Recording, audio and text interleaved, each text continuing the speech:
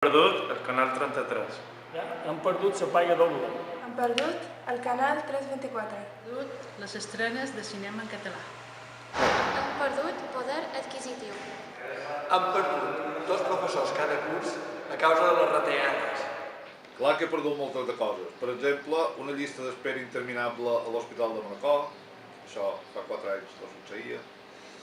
Per exemple, unes carreteres deplorables per les quals cada dia he de transitar, més de 2 quilòmetres de clots i bonys que ningú se'n cuida d'arreglar, proposta moltíssimes de coses més.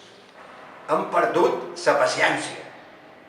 Han perdut la bessa de vestir-nos de verd constantment. Estem molt enfadades perquè ja no podem veure Mac-Mic, Toqueter Malik, que l'hem vist tota la vida, que ensenyarem als nostres nets i als nostres fills.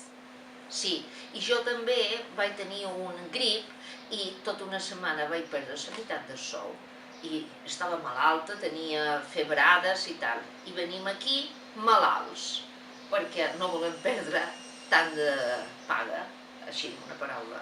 Jo som professora d'anglès i estic a favor de l'anglès, estic l'anglès, però estic molt en contra d'estil i crec que no són maneres d'introduir l'anglès. Jo he perdut 26 anys de feina, més o manco. He fet feina 26 anys de professora de francès a escoles d'idiomes d'instituts i ja no puc per la titulació.